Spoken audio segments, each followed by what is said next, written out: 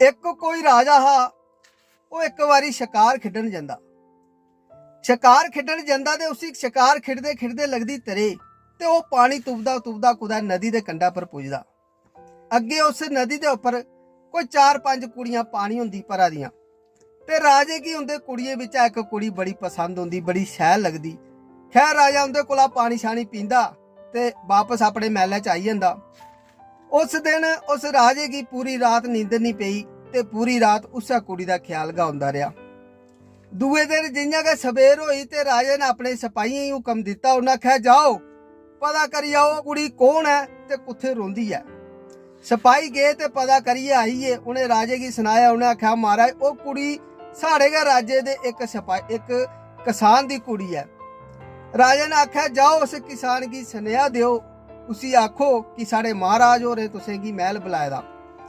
सिपाही गए बेचारे सुनेहा देइयै आइए, मगर 10-12 दिन बीतिए वो किसान राजे दे महल नहीं आया।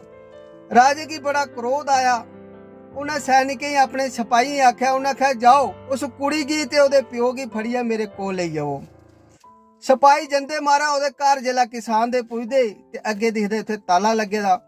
अगे पिछुआ पता किया तो उन्हें पता लग्या कि 4-5 दिन होए ये कुदै गेदे ठी इत्थुआं। राजे ये गल पता लगी ते राजे की होर क्रोध चढ़ी जा। उन्हें ऐलान किया, उन्हें आख्या जेड़ा भी किसान दे बारे या ओदी कुड़ी दे बारे दसग ते उसी सोने चांदी कन्नै लद्दिया जाग। बीतदे 10-12 दिन होर बीतिए मगर उनका कुदै पता नहीं लग्या। राजे ने सोचा, राजे ने भी एक ऐलान किया, उन्हें आख्या जेड़ा भी उनके बारे दसग उनेंगी अद्धा राज्य दिता जाग। चलो के पता कोई लालच दे विच आइया कोई उनके बारे दसी गै होना। बीते 10-12 दिन होर बीतिए लेकिन उनका कोई पता नहीं लग्या। फिर एक दिन राजा राती सुते रहा ते उसी सुते दे ख्याल आया।